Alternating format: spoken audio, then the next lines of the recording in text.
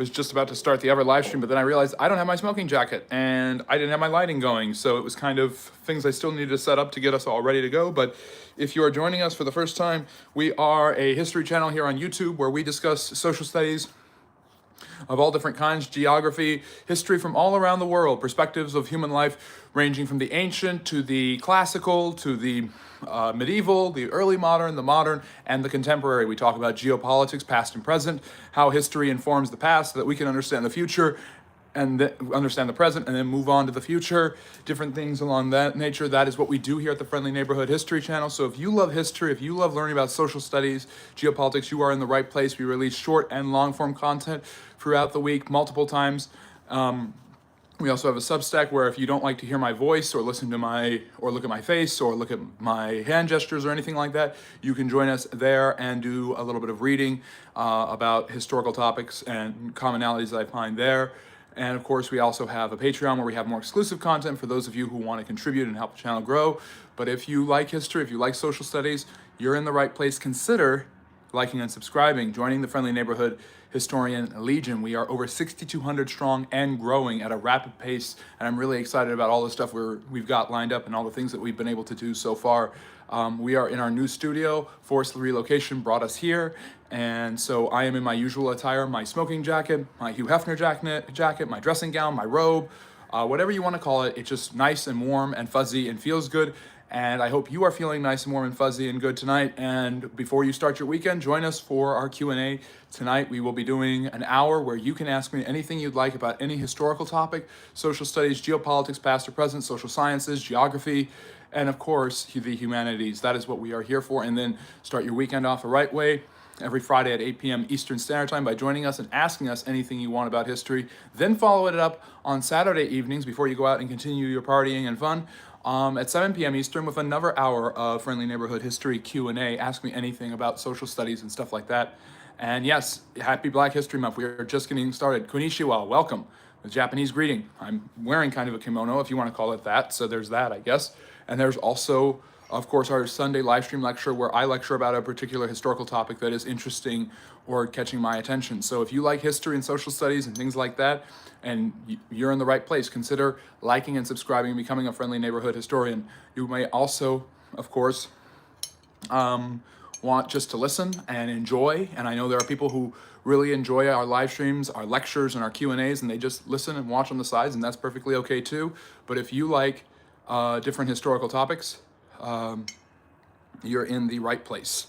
So thank you for joining us. Consider liking and subscribing and ask me anything about history because that's what we're going to be doing for the next hour or so, answering any of your questions related to social studies. That's what we do here at the Friendly Neighborhood History Channel. And if you like history, you are in the right place. And I'm not the Friendly Neighborhood Historian, but you could be if you consider liking and subscribing. So join something nice and hot to drink like. And as I suspected, I was right all along. What's Fox, are you playing a prank? Mizu. I don't know what that is off the top of my head. No, and then you cannot say that. You cannot say that freely. We are at the beginning of Black History Month. I'll be doing videos about Black History Month, its history, how it came about, and obviously significant figures in African American and African history as well. Golden Flower is saying, hi, what about Russia versus Ukraine war next? Like what's gonna happen next? Looks like that war might be calming down. Both countries have really been rocked by it. Ukraine internally, Russia with its image and externally, and its economic position is really weak, so Russia may want to get to the table and get this war over with. Water in Japan. I don't know enough about it, so I'm not sure. Allison, you're asking about 9/11. What would you like to learn? Like the history of that day? Otter, great to see you. Otter is one of our longtime listeners. He's been joining us here on the live streams for a long time, asking questions and getting them answered. And yes, we are getting back to the era of tariffs starting tomorrow. President Trump's tariff kicks in. We'll see what that does to the United States. And of course, I am broadcasting from the United States. I don't get into a lot of specifics about who I am or where I'm from. We are in our new studio. We were forced to relocate recently, so hope you enjoy the optics in the background. I don't have my microphone in because I'm charging my phone, but hopefully you can hear me loud and clear, and I'm coming in really nicely. And it's great to see you all, and I hope you're having a really good start to your weekend, and I'm so glad you decided to spend part of that start with us here at the Friendly Neighborhood History Channel. What was your favorite period in Britain? Joshua Walsh is asking. I've been doing a lot of videos about British history recently. I think I love that Tudor age. I love that liminal coming of age, early modern English, the rise of the Tudor families, obviously King Henry VIII. I've talked about him a lot on the channel. That era is such an exciting period, and I'm reading a really good book by Lucy Wooding on it, so definitely that area. How did Shakespeare negotiate end of World War II? Nalini, I don't know what you mean. Who is Shakespeare? Super Mario, you want to learn about the Pentagon. The Pentagon was built, I'm trying to remember when the Pentagon was built, but basically ever since the United States merged the Secretary of War, the War and Navy Department into the Defense, basically ever since the 50s, from the development of the military-industrial complex, and basically as a way to outpace the Soviets, the United States has had a military center, and that has been the Pentagon in Virginia. So, and I look forward to having you here, Cherish. That's very sweet of you to say. Spanish, please. I don't know what you mean, Joel, but it's great to have you. You want me to speak in Spanish? Is that what you're asking for? The socioeconomic climate of Yugoslavia. Well, Yugoslavia doesn't exist anymore, but it obviously lasted for about 7 decades or so. After World War I, all of the area of Bosnia, Herzegovina, Kosovo, those areas that had been Croatia, that had been debated and fought over and controlled by the Austro-Hungarians to a large extent, was devised into one country named Yugoslavia. And the difficulty with running it was you had all of these different ethnic groups that were constantly fighting: Croats, Slavs, Slovenians, Bosnians, and many different types of Serbs and Slavic peoples who really didn't have a lot of affinity for each other in the Balkans. The Balkans is the southeastern part of Europe, by the way.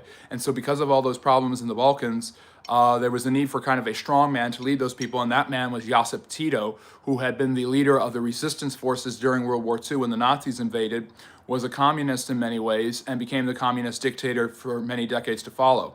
After he died, the power structures, his greatest success was being able to get the different ethnicities in Yugoslavia to work together to make Yugoslavia a successful place for everyone involved. After he died, the power structures started to break apart, and after the end of the Cold War, those regions were broken up, and that led to power vacuums and the rise of different militant groups, and that led to things like the Bosnian War in 1995 and things like that. So, yeah. That's so the socioeconomic climate. So because of all of those issues that they've had, Shaquille, the fact of the matter is that that region has been poorly developed and was poorly developed even before then, but got even more backwards. I mean, the Austro-Hungarian Empire, where Yugoslavia originated from, was not nearly as monstrously successful, economically as prosperous as Great Britain, France, Russia, or Germany at the beginning of the 20th century. So they were already behind. Then they're kind of meshed into one country where everyone really dislikes each other and the ruling class tries to control them as much as possible. Then they kind of come together under Tito, but they're still struggling economically. They're still not nearly as prosperous. And they don't benefit from any of the communist money that comes from the Soviet Union because Tito hated the Soviet Union, particularly Joseph Stalin. So there's a lot going on there. But yeah, it's had a lot of socioeconomic problems, and that obviously has led to power vacuums, and that has led to oligarchs and kleptocrats controlling huge amounts of wealth and power, while the poor are as poor as ever. What would you advise is the best way to study history? Well, the best way to study history is to like and subscribe and join the Friendly Neighborhood History channel, Cherish. But reading, it all depends on what kind of learner you are. Are you a visual learner? Then maybe even this isn't what you need, because this is more like a lecture, but where I answer questions and stuff like that. I don't have visuals. I mean, I've got my globe over there. I've got my Eiffel Tower, so if anyone wants to ask about the Eiffel Tower, I can use this as a demonstration. But my videos have pictures and stuff like that, and there are other YouTubers who do cartoons and all sorts of great stuff, like History Matters, one of my favorite channels. So if you're a visual learner, or if you like multiple means of integration, then you're going to want to look at videos that have subtitles. You're going to want to look at stuff like that. If you are a visual, or if you read and that's how you learn, then reading is obviously the best and most common way to learn about history. But fortunately, we live in a day and age where technology allows us to learn more about the past than before. Before, we had really little choice. We either listened to a lecture or you read. And now you have visuals that can help us learn more and stuff like that. So, Mad Ducks, hi. What's your question? Great to see you. Thank you for joining us. K-Wins, dude. Philadelphia is under attack right now. No, Philadelphia is not under attack, but there was a plane crash there, just like the horrifying plane crash that killed 64 people in Washington, D.C., and that Black Hawk helicopter crash and killed 3 people, so 67 people died. Is the Balkans in America? Balkans is in southeastern Europe. So it is the area between Turkey, it's Greece, and the countries right above Greece, like Bulgaria and Albania, Macedonia, Croatia, Slovenia, all the places I already mentioned that are between the middle of Europe with Germany and Austria, and to the southeast is Turkey, or what used to be called the Ottoman Empire, which used to control that entire region. So, always white. Let me see here. Dr. Kedley, Free Palestine, from whom? And yes, David, this is my Hugh Hefner robe. We're not necessarily that kind of content creator, to be fair, but we do have a playmate, we do have a bunny, Simon the Bunny, my wonderful moderator. So, let me see here. Yes. Thanks, you're welcome. Chill with the yapping too much, unnecessary details. It's called history. America is a terrorist state. What makes you say that? That's an interesting perspective. Why do you believe that? Ever Happy Dude, always great to see you. Ever Happy Dude is a friendly neighborhood historian. He has liked and subscribed to this channel. What story or what person's lives from history deserve a movie, series, book, in your opinion? That we haven't gotten so far. I think Bloody Mary, Mary the First, the Queen of England, who tried to take England back from Protestantism and give it a Catholic, make it a Catholic kingdom again, make it a Catholic country again. I think she deserves her own series. This woman had several phantom pregnancies. She did everything in her power to have a viable male heir. She tried to resist her husband, Philip II, from becoming the ruler over her and over the English. She was an extremely conflicted person because she's been seen as terrible, but she actually did a lot that she felt was helping her country. A very complex historical figure that I think not a lot of people know about. And obviously the inspiration for Bloody Mary. So I think we need that. I think we need something on her. Where are you going to go when you die? I don't know. I'm not here to answer that question. How old are you? Jacqueline, I hope that's asked in the nicest of ways, but I don't actually share my age, so it's up for you to guess. I don't share a lot of details about me because I am the means of providing historical information and content for you. If you like what you're listening to, if you like what you're learning about, consider liking and subscribing, and that's how you become a friendly neighborhood historian. 9/11 was around when I was alive. There you go. So I'm above 23. Hi, good to see you. I'm doing well, honey. I'm just glad that you're here. How are you? Texas Repo is asking, do you think the U.S. should take back the Panama Canal that Jimmy Carter sold for $1? Panama was a city founded by the Spanish in the region between Central America and South America, and the land that is Panama was controlled by the country of Colombia for the longest time. The English privateer, Captain Morgan, I believe it was Captain Morgan or Francis Drake, destroyed the city of Panama, and that's where the name of the land comes from. But basically, in the 1890s, the Panamanians were revolting against the Colombians. They had always considered themselves a distinct people who wanted their own country, and the U.S. backed up their revolution in 1903 with President Teddy Roosevelt, and in exchange, they allowed the U.S. to build and own and operate the Panama Canal. 5,000 Americans died during the building, not 38,000 like Donald Trump said. The French had tried to build it before, and it just never had worked. So in 1914, the canal opened, and for 65 years, the U.S. had been in control before President Carter decided to give it back to the Panamanians because he wanted to give them the idea of self-determination. He didn't want to monopolize the control. He didn't want to have a colony, and it was expensive. So Jimmy Carter gave it back for $1, and at the end of 1999, at the end of the millennium, the Panama Canal reverted back to the control of Panama. But really, the Panamanians never controlled it, and the truth of the matter is there is no Panama without the United States. So that creates a complexity of issues surrounding Panama's autonomy and the autonomy of the Panama Canal. The basic idea is that that became popular after World War II is that all waterways should be open to everyone no matter what, and not at the distinction of one country to control. So the British had controlled the Suez Canal for decades, but when Egypt gained its independence under Gamal Nasser in 1956, the French and Israelis and British tried to retake the canal, and the Egyptians kicked them out. So based off of that model, the canals of the world should be open, at least this is the idea, coming from the Suez Canal crisis of 1956, that the canals of the world should be open to as many people as possible and to as many countries as possible. So that was the idea behind Jimmy Carter giving back the Panama Canal to the Panamanians. The canal wouldn't exist without the United States. Panama would not exist without the United States. So I think the U.S. should have some say in it, but that doesn't necessarily mean that they should run it. So I'm just giving you the history there. But yeah, hopefully you enjoyed that. Let's see here. Jesse, Bush lied about WMD and 9/11. We lost $2 trillion and we could not be found. He knew they had oil in the Middle East. Yeah, there's a lot of speculation about why the Bush administration went into Iraq. Some believed it was finishing his father's war in overthrowing Saddam Hussein because his father, George H.W. Bush, had also been president and had also gone to war in Iraq in the early 90s. It had been successful, but he hadn't gotten rid of Saddam. The basic truth of the matter is Saddam Hussein had been defanged. He wasn't nearly as dangerous as he had been in the past. And just threatening to use chemical weapons didn't mean he was going to use chemical weapons, and he didn't even have chemical weapons or other weapons of mass destruction, as the U.S. invasion found out. So it was then hundreds of thousands of Iraqis died in the crossfires of this war, and of course thousands of Americans died, and regime changes in the Middle East have not been favorable to the United States, starting with the Shah in 1979, the Taliban in 2001, and Saddam Hussein in 2003. And it didn't get any better with Libya and Muammar Gaddafi or those issues, so who knows what will happen in Syria. But the U.S. should learn to stop getting involved in Middle East regime changes. They should let what happens.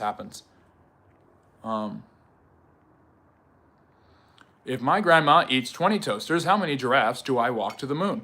I don't know, but that sounds like every question in every math book ever, so thanks for reminding me of that. Name 3 floods in one empire. 3 floods in one empire. 3 floods in one empire. Well, there are many floods that are caused by tsunamis. So there's the Indonesian one. There have been flooding. There's a lot of flooding in India. An Indian empire. There you go. The Mughal Empire. There you go, Jacqueline. If you like history, yes, Spartacus is absolutely right. Spartacus is a friendly neighborhood historian, and he knows where it's at. If you like history, you're in the right place. And if you like history, you and I are already well acquainted. You know anything about the Soviet-Afghan War? Yes, Carlisle. Basically, in 1979, there was a communist government in Afghanistan who was under the influence of the Soviet Union that looked like it was about to topple to tribal groups that were more radically Muslim. And the communists basically, the Soviets decided to invade Afghanistan to stabilize the government, but they ended up fighting a war themselves directly against the Muslims in order to keep Afghanistan secular and communist. And eventually, the Muslims, known as the Mujahideen, with leaders like a man named Osama bin Laden, got funding by the Reagan administration in the 80s in order to weaken them against the Soviets. And eventually they pushed them out of the country. It was a humiliating loss for the Soviet Union.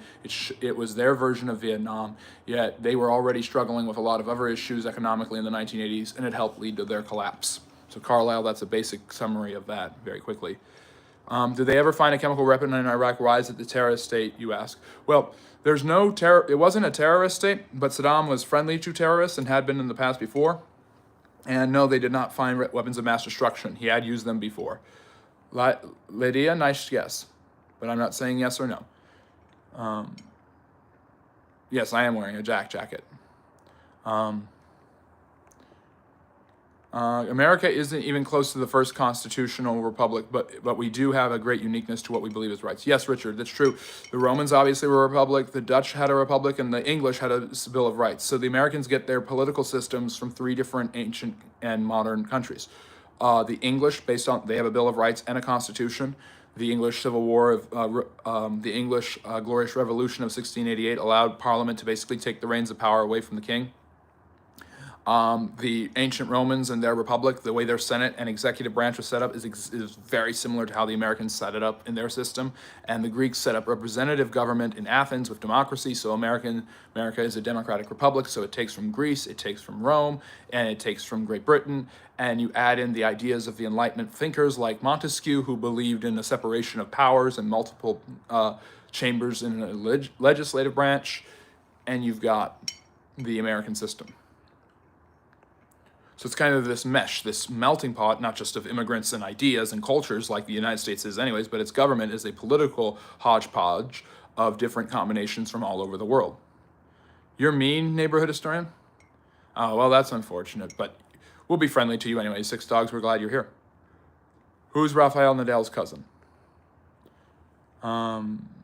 Cherish Strong. Funny thing is, Bloody Mary had something near 300 executions, while King Henry VIII executed around 70,000. Yeah. Now, she did it in a much shorter amount of time. So Mary gets a lot of flack for murdering so many Protestants, but she did it in only 5 years, where Elizabeth would kill more in her 45-year reign. She'd kill more Catholics, and her father killed huge amounts of people in his brutality and vindictiveness, and he really didn't care if they were Catholic or Protestant. All he cared about was, in his opinion, they were wrong or not helping him. And Henry VIII is really fascinating, and I did a whole video on him and Charlemagne that you should all go watch, a full-length video, and I've done so many videos about Henry VIII. I'm kind of all Henry VIII out this week, but hopefully you check those out, Cherish. But yeah.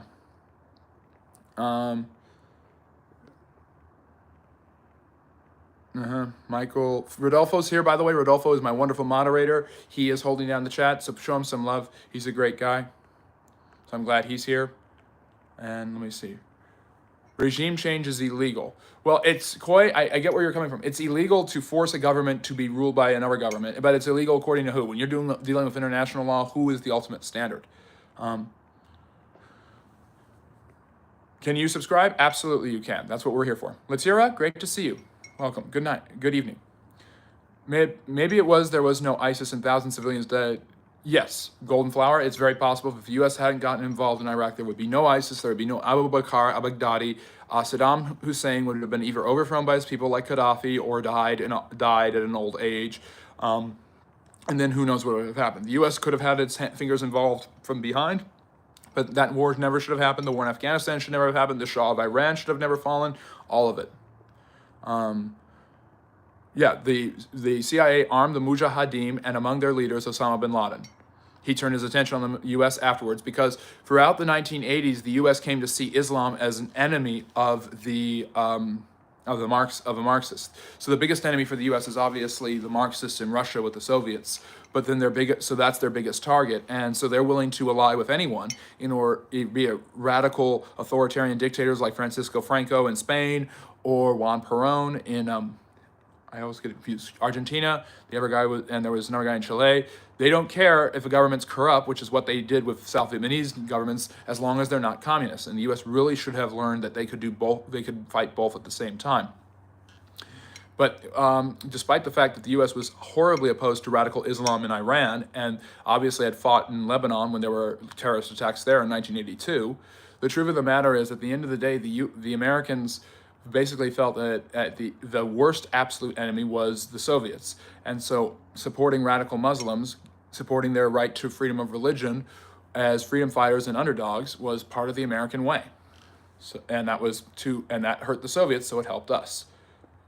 And I say us, yes, I'm an American. I'm not trying to be biased or anything. I'm explaining it as fairly as I possibly can. And if you think that I'm being fair and objective and you're glad that I'm not giving you different backgrounds and things like that, then you should be happy to know that. Oh, this is cool. This feature's new. I can do a green screen in my studio. So you guys can actually see me teach with a background. So if you guys had questions about Abraham Lincoln, I can start talking about him. That is so cool. That's brand new. We did not have that before. Oh, cool. Anyways, sorry about that. Getting distracted. So if you have a question, maybe I can go through my photo gallery and explain a few things. I've done a bunch of videos about Lincoln this week too. And yes, I am absolutely live. Hello, Ruger. Do you think America will leave Syria? I hope they leave them alone. I don't know. We'll see. If U.S. has learned its lesson, its international lesson about dealing with the Middle East, then it will leave it alone. And as I suspected, I was right all along. Thank you for the history of the Panama Canal. Do you know anything about Cuba? That's so nice of you, Jack. That's very nice manners. Do you know anything about Cuba and why they allowed the U.S. to run the Guantanamo Bay prison there? Thanks. I don't know exactly why. I think Guantanamo Bay existed long before then. Remember, the U.S. captured Cuba from the Spanish in 1898, the Spanish-American War, the Battle of San Juan Hill. Teddy Roosevelt led the Rough Riders, future president, in Cuba. So the Americans have a history in Cuba, and they have a history with fighting against against Cuban governments and being very involved. It's kind of a little brother relationship, just like the United States has kind of had on and off with Mexico. And so so part of the reward was they allowed us of American international involvement in Cuba, and the close relations it had during the first half of the 20th century was the ability to build a prison there for terrorists from international places, which became Guantanamo Bay. I don't know much more about it. And of course, obviously, Guantanamo has come under a lot of criticism for the housing, for putting terrorists there, waterboarding, things like that. Do Americans actually feel that the Middle East is a threat to the U.S.? It's so far from the U.S. Where or when did the idea evolve that the U.S. Army should risk lives all the way in the Middle East? Well, it's an internationalism idea that the U.S. developed in World War II, and then afterwards, I made a video on FDR, and this was his vision that the U.S. should be involved in other places in the world to keep them safe and secure as well. And it worked so well in World War II, then it's going to work well during the Cold War, where we get involved trying to stop the Soviets from spreading their communist influences.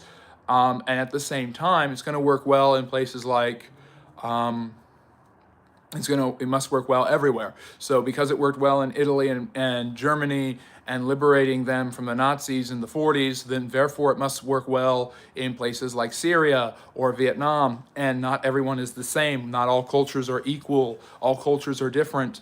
And just like history, these are foreign places with different languages and customs. So yeah, it was an arrogant application of a system that had worked well in Europe, which was similar to the United States in so many ways, shapes, and forms, but was different because you have different areas with different attitudes, such as Cuba, such as Vietnam, such as Iraq. Sir Vegas, I've learned more history from video games like Red Dead Redemption and some older World War II games, LOL. I've learned a lot from those games, but at the same time, don't take everything that they see. I learned a lot about their weaponry, like World War II weaponry. I know a lot about it because of games like Call of Duty 2. You were wrong about one small thing, so I'm going to dismiss everything you have to say because America is not a democratic republic. We are a democratic constitutional republic.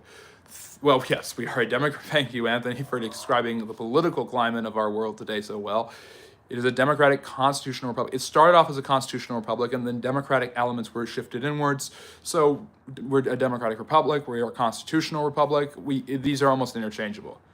And Tabitha, hey, hope you and your family are doing good. We are doing very well. Thank you for asking.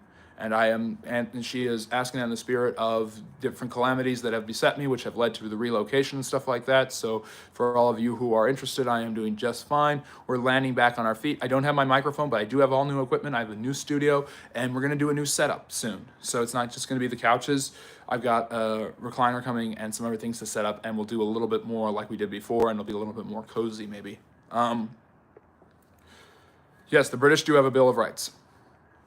What is a good book recommendation? Historically, I'm going to recommend Lucy Whitting's book On Tudor England because that's what I'm reading right now and I absolutely love it. I haven't chatted since the fire. Well, I'm glad that you're here. Go brush your teeth gums. Okay. Right after you. And Freshly, great to see you. Always great to see Freshly Wild here. And then Cherish is saying she deep dived into Henry VIII. What do you think of him? Well, I think that he does a lot of good for my channel because every time I make a video about him, it goes viral. I think he's obviously a very complex character with a lot of mistakes that he made and a lot of terrible decisions and things like that.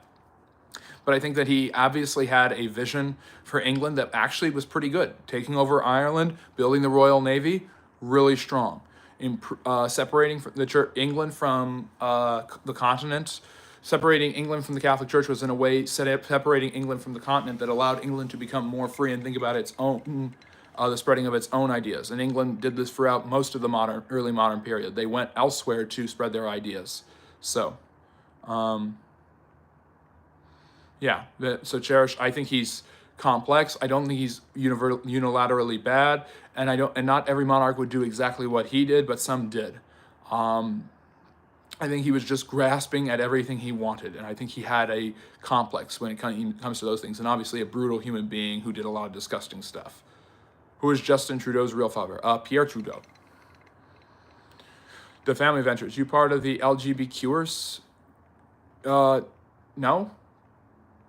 What do you mean by that? Does the fact that they didn't find a chemical weapon in Iraq make U.S. a terrorist state? No, I just think it makes it wrong and obviously raises a lot of questions about the motivations for going into the war. And I think it's fair to say they lied at this point, knowing everything we know now. Might is right according to U.S. foreign policy. Well, yeah, unfortunately, that's a lot of foreign policies. Let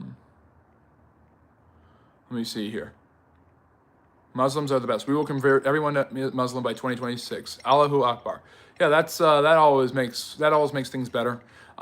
It's not working, Tijas. The mass conversions are not working. There are many more Muslims are growing at an extremely high rate. That's because they have the highest birth rates of all the major religions.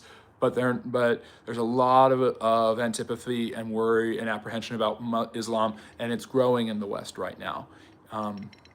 Hey, Big Doggy, great to see you.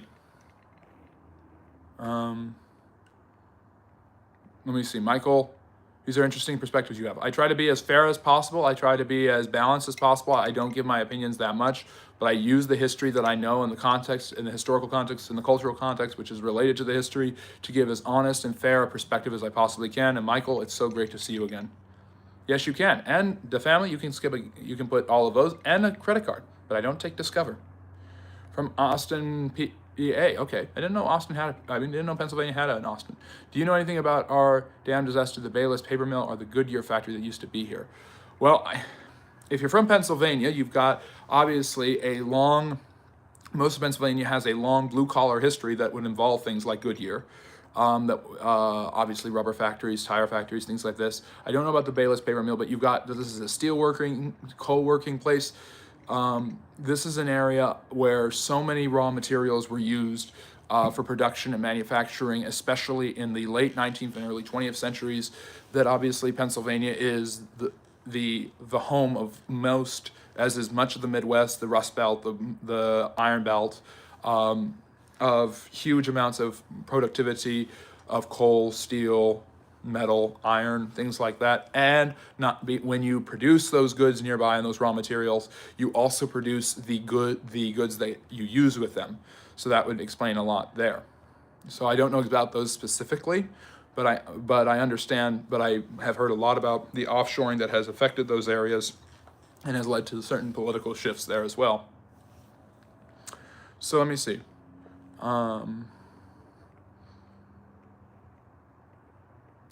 As a history buff myself and over 50, I am impressed with your knowledge, young man. Keep up the objectivity. Well, Coy, I'm impressed that you're here, and I'm impressed that you hopefully liked and subscribed and joined the Friendly Neighborhood History channel. And Tejas is showing us exactly what he can do when he copies and pastes. Paul, make Kamala Indian again. She was and is and always was. And when you use all caps, it just sounds like yelling. So it doesn't make you win arguments. Purify yourself. Read the Quran in your language, then read in Arabic, and notice how your life will change for the better, including your livelihood, a war in which you lose nothing. No, of course. I love gaining all sorts of knowledge, and I've yet to read the Quran. I've read excerpts of it. But the truth of the matter is, every religion says this. Every religion says, read it for yourself, and then you will discover. That's not how, yes, you can read for yourself, but just reading a book doesn't mean I'm going to believe that. So, and yes, this is the Batcave, but more like the Friendly Neighborhood historian. We've got to go with an idea of here. The Lair. My name is based off of Spider-Man, Friendly Neighborhood. So this is my I don't know what he had. He had an apartment. So anyways, I'm at Aunt May's apartment. There you go. Golden Era. I have read it. I'm good. Yeah. Well, it's like a buffet. Some people like the Bible. Some people like the Quran. Some people feel these certain ways, and I understand why. Yeah, let me see here. Gulf of America, bow down. Oh, jeez. I mean, I don't mind them changing the name of it to the Gulf of America for the Americans. There is a UN stipulation that above a certain area, that Gulf, above that area of a water land, it is called that. The Indian Ocean is south of India, not above it. So technically speaking, I can understand why that's the justification for renaming it the Gulf of America. Now, of course, that doesn't change gas prices, but it wasn't supposed to change gas prices. The U.S. is the laughingstock of the world. Well, I believe that. A lot of people have made fun of America at many different times, like the British in 1776. I don't know what I know I have never worked for a correctional facility. I didn't know that was a prerequisite for teaching history. Sorry, Halbert. What current time in history have you personally been learning about recently? Well, the Tudors, and I'm also reading a good book about U.S. presidents right now, so modern period. A lot of people don't understand that the United States and its history is, the United States is relatively new, and if history is 6,000 years old and is a clock, and every 12, so if you divide 6,000 by 12, that's 500 years. When a professor in college taught me this, it was brilliant, and each hour is 500 years. The U.S. shows up at 11:30, 250 years ago, halfway through the last hour of history, if every hour is 500 years. I'll do this diagram sometime when I have a whiteboard or something. It's really, really cool. But history is basically a clock because we've got about 6,000 years of recorded history. So 4000 BCE is midnight, and now we are just starting the next hour, barely into the next hour. I worked with a man from Syria. He said his neighborhood was destroyed by, well, you know, the things that go boom. Yeah, that's true. Well, why does America lock up pedos, yet y'all will elect one to office? What? There's no, what are you talking about? I'm a historian, not a politician. And there are many high-ranking government officials who have been accused and convicted of that all over the world. So your speech means U.S. should leave the Middle East for Russians. No, I don't think the Russians would necessarily take the Middle East, Golden Flower. I think the truth of the matter is the Middle East should be left to its own devices for the most part. I think that's what the history shows. These people do, it's not, okay, the countries in the Middle East exist because after World War I, which I actually think is technically World War II, the Great War, the war to end all wars, the British and the French divided up the Ottoman Empire and arbitrarily gave these lands to each other to oversee their governments for such a time until they believed the savages, that's what they believed, of those lands were worthy to own them. The Syrians, the Iraqis, the Iranians, and even the Jews in Palestine. This was their logic. It's called the mandate system. They mandated how these areas were supposed to go. And so they created the modern states of Iran, Iraq, Lebanon, Syria, Israel, Palestine. And these regions were later then given autonomy to some extent based off of different political agreements. The Sauds took over Arabia because they had the access to the oil and the British liked them and they had the best control over the tribes. And these regions were tribal. Afghanistan is tribal. Syria is tribal. The Alawites are being persecuted right now because they were of the same tribe and higher status of Bashar al-Assad and his father, who was the first dictator there in Syria. So they're being persecuted by the Syrian rebels right now because they're Alawites. So it's a tribal region and it's different. And so it's not just for the US or the Soviets or the Russians I should say, or for anyone to go in there and take it over. It doesn't work that way. Teddy Roosevelt, first U.S. president to visit a foreign country. He went to Panama, yes, and there's clips of him operating one of the forklifts and digging up dirt to help build the canal. Teddy Roosevelt was an amazing guy. He's also the first president to fly in an airplane and ride in a submarine. The guy was amazing. I've got so many videos on Teddy Roosevelt on this channel just because he did so many cool things. The teddy bear was named after him. He created the National Park Service, won the Nobel Prize, maybe the most accomplished and active president in U.S. history, and might very well be the best. Are you one of those Democrats? I did an entire series about the U.S. political presidential elections, and nobody knew where I came from or what perspective I had. Nobody knew. Everyone has called me a right-wing nut job or a left-wing nut job. I have criticized both political parties from as historical a lens and objective a lens as I possibly could be, and I aim for objectivity. I did an election prediction, election reaction video. And I knew it was a historical election. That's why I did it, not because I love politics. I mean, I do, but I'm not doing a political channel. So the truth of the matter is, I'm not going to say what I am or what I think or who I vote for, because I'm here for the history and I'm going to analyze things through a historical perspective.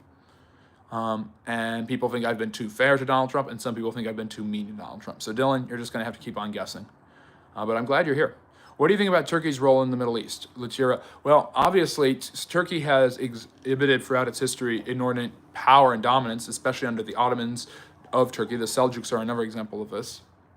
But by now, they're kind of fizzling out, and I think that Erdogan is now one of the last strongmen to really rule over a country in the Middle East.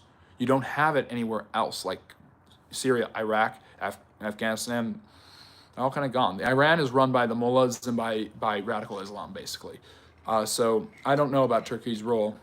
So y'all are the real terrorists. Well, every country has committed acts of terror. So SMC, I don't fully disagree, but I don't fully agree.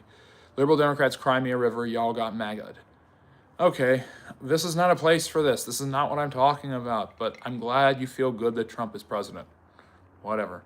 Golden Flower, the Queen of Heaven would rather stand with Russia. Okay.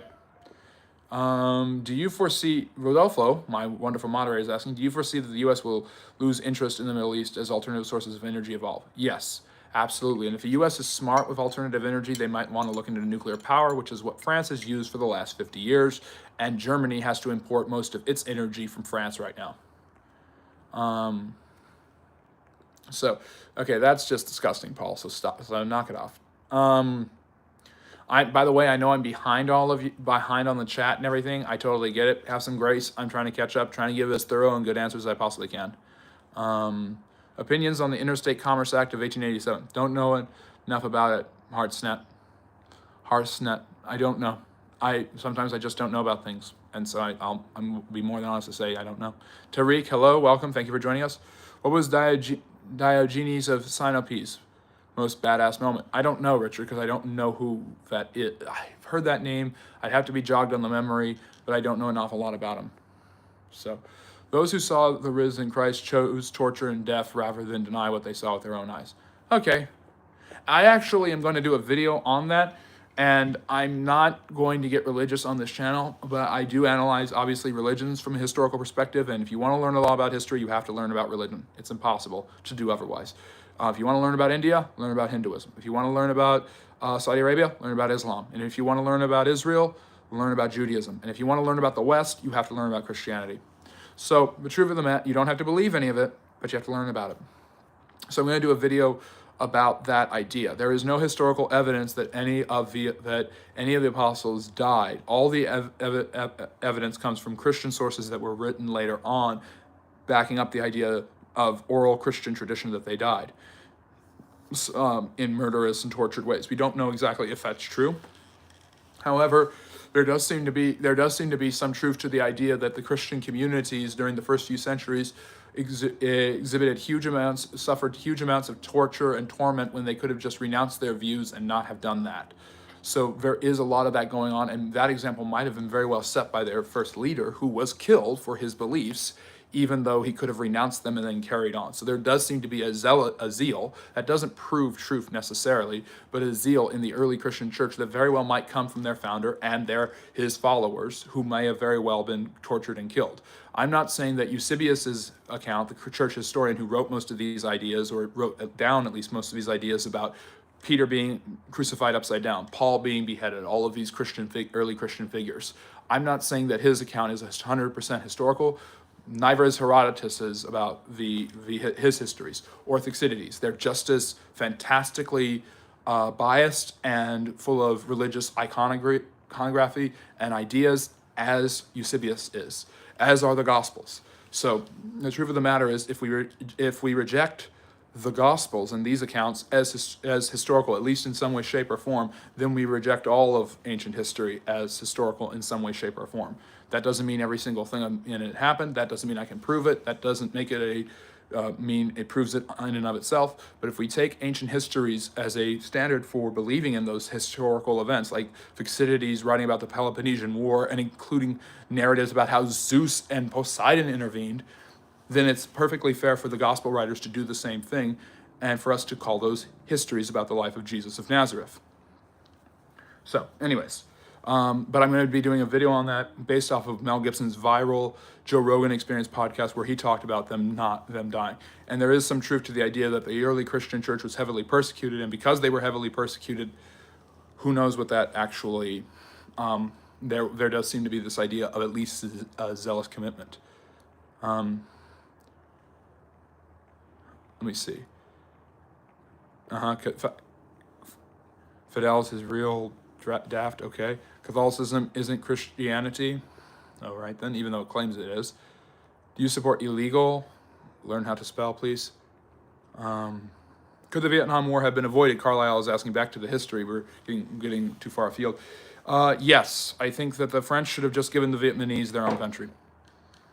That's simple. And there wouldn't have been the 9-year war where the French were embarrassed and the U.S. got involved, and then there wouldn't have been 20 years of the U.S. fighting in Vietnam. So, Trump should deport transgender and Muslims, even ones who were born here. That's more dangerous than AI. Do you think the West will collapse or become obsolete like the pre-Crusades period? Harsonet is asking. I don't know if Christianity necessarily has anything to do with that. The Crusades. Obviously, you think that before the Crusades, Europe was covered in darkness. That's partly true, not fully true. And then after the Crusades, it certainly wasn't. Do you think the West will? I think the West is in decline, but nothing in history is imminent or inevitable. So there's a lot to be seen, and it looks like the West is pushing back on, or at least some in the West are trying to push back on this with ultra-nationalist ideas. So, let me see here. Texas Repo, what do you think about Trump saying he will declassify information about the JFK assassination? I know it's a touchy subject.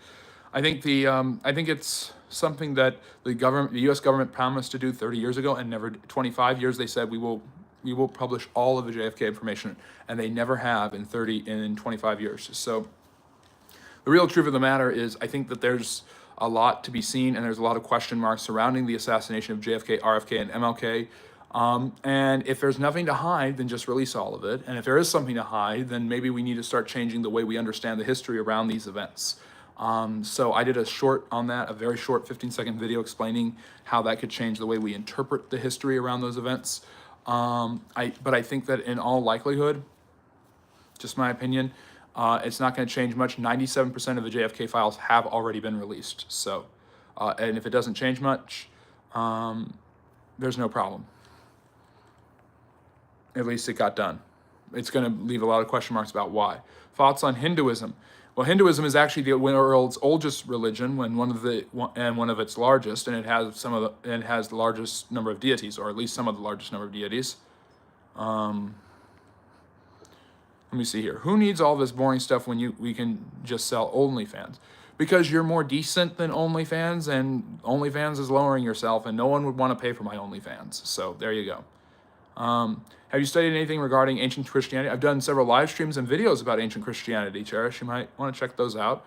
Live stream lectures that we do every Sunday at 4 p.m. Eastern is the third part of our live streams. We go back to back to back. So 2 Q&As, one at Fridays at 8, and then another Saturdays at 7. You're in the Friday at 8 period currently. And then Sundays, I do a live stream lecture where I talk about historical topics that I'm interested in, and that has been one that has been recommended to me and I have done before. So I have studied a lot regarding the early Christian church and stuff like that. Trying to catch up, and we just talked about it a little bit too. So Hinduism, fallen angels, the Watchers did that. I don't think that's true. I don't know what the Watchers are, but say the N-word. Okay, Speedy, very nice of you. This is my lair. Am I a Christian? I don't share my religious beliefs or convictions with people.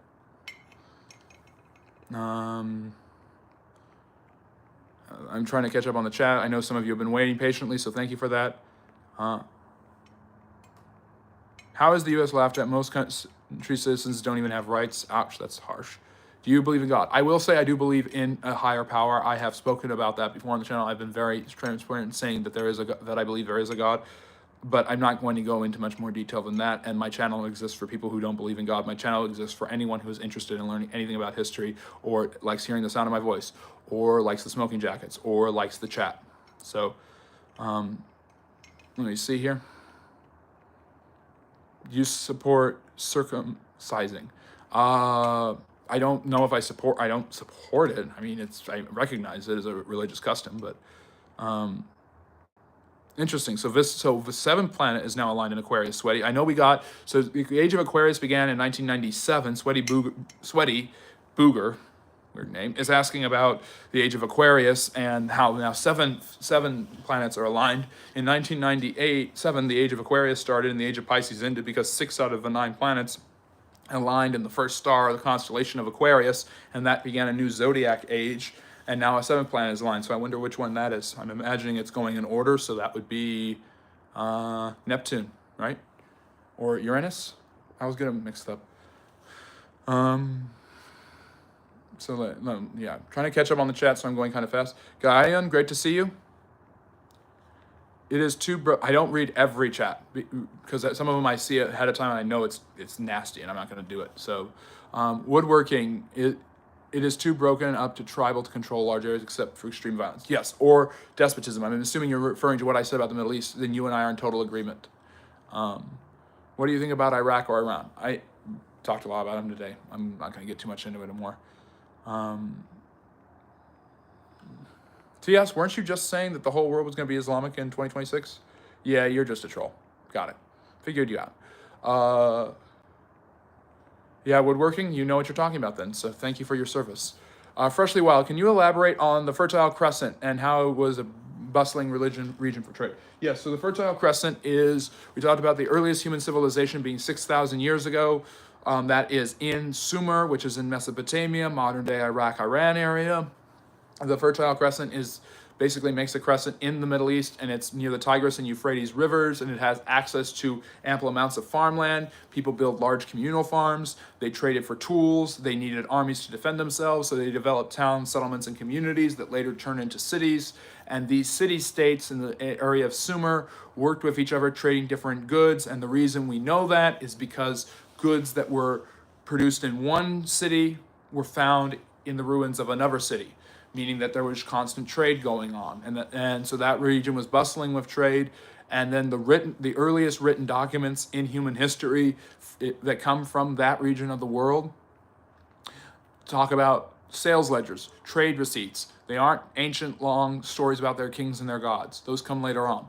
But it shows how important trade and sales were to those people. So they were a mercantile and economic people even as early as that. I'll have to look into that song, Dead, but I'm not sure what you mean. Let's see here.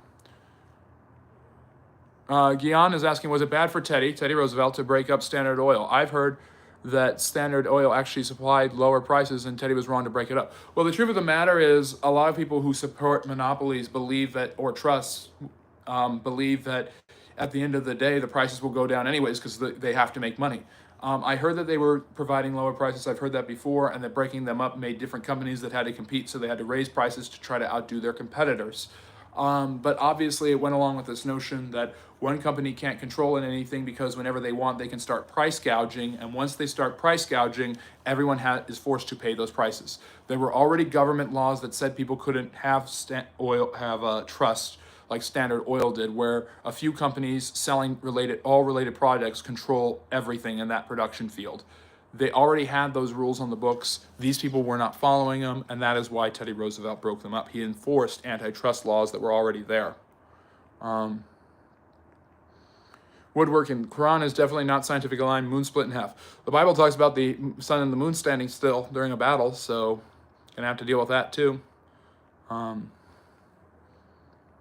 Anyways, moving forward, let me see here. Trying to catch up with the chat, Yeah, they are socially distancing. They both have COVID, Chile. That's why. Pierre Poilievre, that's the guy who wants to replace Trudeau. Who is your favorite dictator? Who's my favorite dictator? Well, that's an interesting one. Like, my favorite one to learn about? I think everybody has a fascination with learning about Hitler. If you want to consider Napoleon a dictator, he'd be my favorite to learn about. I don't think I have a favorite dictator as in anyone that I particularly like, because I think all dictators are pretty bad. I think Tito's a fascinating one. I talked about him, Josip Tito, the dictator of Yugoslavia, who held them together, and one of the more benevolent dictators in history. The favorite dictator that I'm very interested in learning more about, and I have a hankering to learn more about, is Francisco Franco of Spain, who kept Spain out of World War II, and basically because he said he wasn't a communist, was allowed to stay in power by the Allies after the war until his death in the 70s, who basically kept switching, who went from being extremely repressive and hard to being only moderately repressive and hard, and then extremely and then moderately, and opened up the economy, opened up free speech, and kept doing these things so that based on how his country was doing, proving that he was actually a pretty adaptable and reasonable guy in some ways. My opinions on the Jews. They exist and they're a fascinating people, as are all groups of people. Chill. I know where you're going, but careful. Michael, the guy doesn't know what he is talking about. When I went to school with him, he got made fun of. of all the time and cried a lot. Yeah, because you made fun of me because I was reading about history and you guys didn't want to learn about history. That made me sad. But I know it. But now I'm getting the last laugh. JFK was going to replace Lyndon Johnson with MLK reportedly. Now that's interesting, freshly wild. I would like to look more into that. That he was going to get rid of his vice president, Lyndon Johnson, who wanted to be president anyways, and replace him with MLK as his vice president. That would have been fascinating. Yeah, no, Gian, there is evidence that the apostles died. Yes, I'm not saying they're still alive. I'm saying the evidence that they died in the particular traditional ways are based on those traditional stories, and there's no external sources and evidence like there is for the death of Jesus of Nazareth, for crucifixion, for the upside down crucifixion of St. Peter, or the X-style crucifixion of St. Andrew. Let me see here. Going through the chat, people are talking about JFK. That's interesting. JFK was doing a lot for civil rights and being first Catholic president who largely owed his presidency to the mob. Yeah, Kennedy was an interesting guy, and I just listened to a really good documentary. I love scary stories here on YouTube, so check out Let's Reach channel because he's amazing. He did one about Rosemary Kennedy, and I should do a video on her too because the Kennedys really treated her terribly, and the only one who showed her a level of decency in her early life was indeed her older brother, John F. Kennedy. Yeah, there is evidence that there was more than one shooter, like Texas Repo and Fresh Layer saying when it comes to the death of JFK. So there's a lot of questions about who actually killed Kennedy. The official narrative is getting shakier and shakier. I would like to read the Warren report, especially when everything is declassified. This isn't milk, this is coffee, but I will do as you ask so many questions. Next, do you think religions are man-made? Yeah, I think there's a level in which man wants to, or humans want to understand their relationship to the divine, to the afterlife, to the next life, whatever that is. And so a lot of these religions make God in their image.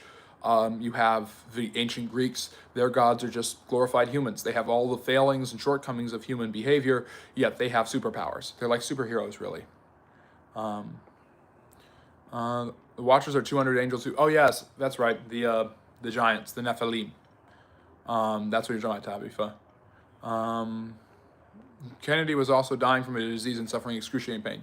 Yeah, freshly wild. He had horrible back problems. Jamal, hello, welcome.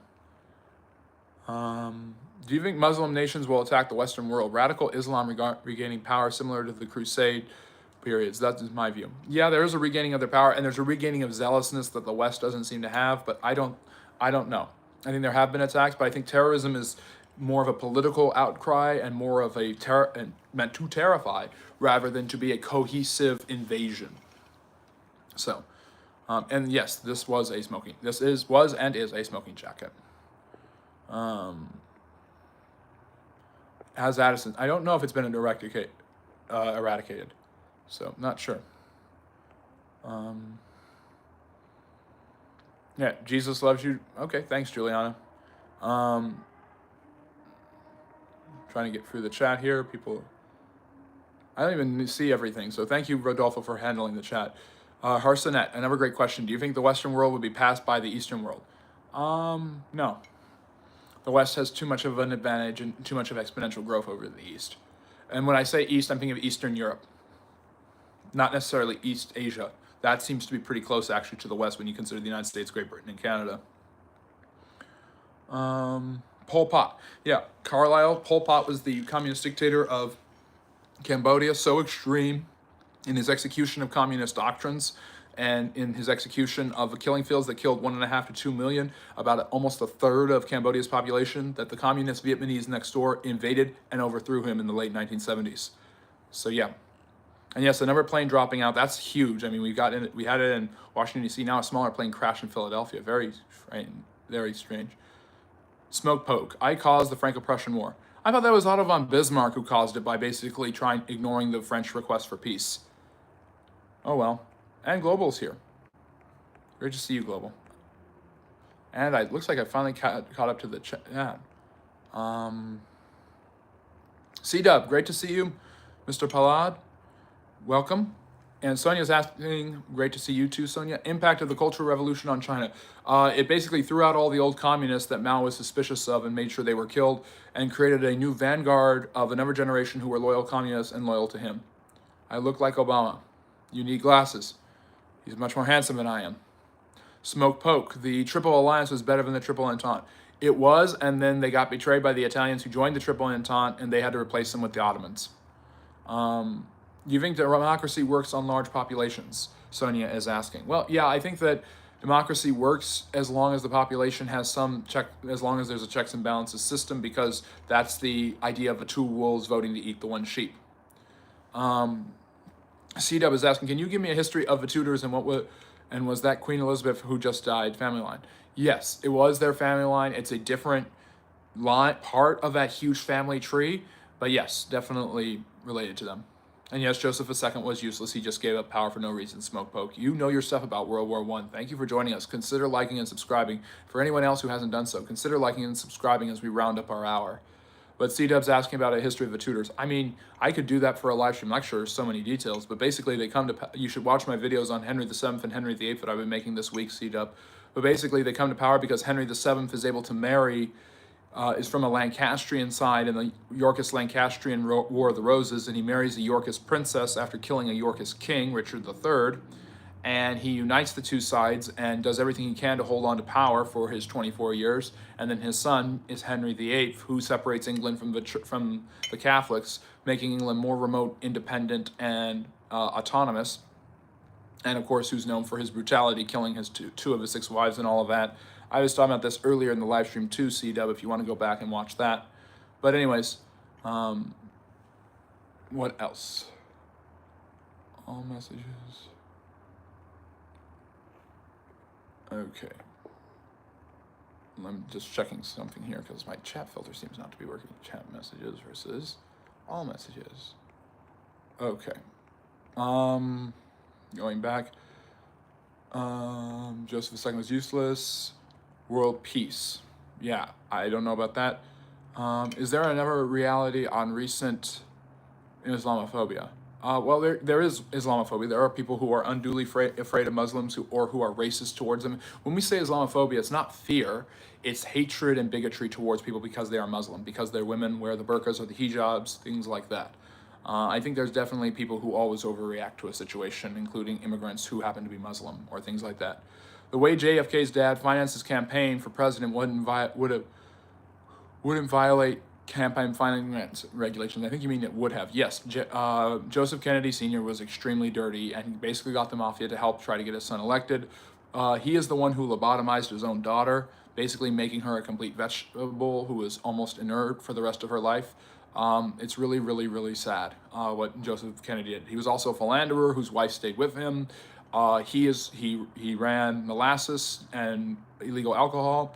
He told Franklin Roosevelt not to help the British during World War II. He didn't trust Winston Churchill. Joseph B. Kennedy was some piece of work. Ironically, based off what he did to his daughter, he also had a stroke in the early 60s and developed paralysis that affected him until his death. So, Harsonet is asking, would China, Japan, South Korea, and Southeastern Asia be able to significantly challenge the European? Yes, I do believe they would. We could have an environmental global tyrant to save the planet and only allow limited use of petroleum energy. Yeah, that just wouldn't be pleasant for the rest of us who have to, live off of heat and things like that. So, and I like when Global introduces new ideas. So he's just introducing a new idea. Anyways, well, I have caught up, and look at that. I actually caught up to the chat tonight. So I know it sounded like I was talking to random people, but I was just trying to read every single chat and answer every single chat as best as I possibly could, and we went just over an hour. So I really hope you enjoyed what we talked about on tonight's Q&A. I hope you got all your questions asked, and if you have more questions, more topics, join us tomorrow at 7 p.m. Eastern for another round of Friendly Neighborhood History, where you can ask me anything you would like about history, geopolitics, social studies, past and present, all of that kind of stuff. And then Sunday for our live stream lecture, I think I will be doing a history on the Tudors so that I can give C-Dub what he wants, as he's recommended another great title. So, and Jordan, thank you for joining us, but it's a little too late. I will take one more question if anyone has a last question. It'll be our last call question, and then we will wrap it up, and I will see you tomorrow at 7 for the second part of our Q&A and our 4 p.m. live stream lecture on Sunday. which I'm debating. We'll maybe do the tutors, maybe not. And before you leave, like, subscribe, consider the Patreon, consider the Substack. If you want to read my writings on different historical things, yep. Great comment, Global. That's beautiful. The scientific and historical logic is to question authority, whatever. Don't hassle the Hoff. Now you've got it, Tim. Absolutely. So Global with a great comment. Does anyone have a last question they would like to ask regarding history, social studies, past, present, any of that good stuff?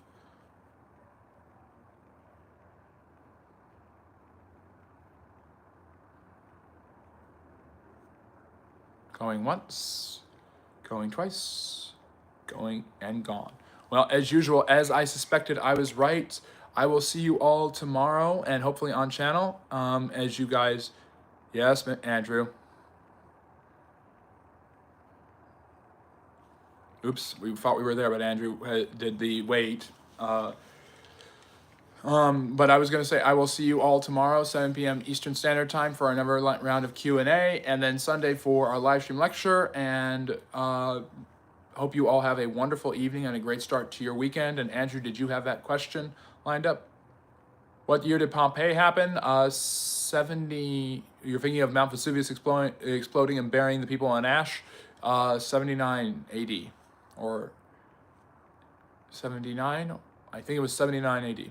Yep. There you go. All right. Andrew didn't seem to have that question. Tim got to it before him. So, Andrew, if you have that question, come back tomorrow. I will see you all then. Have a great weekend. Take care. Love history, guys.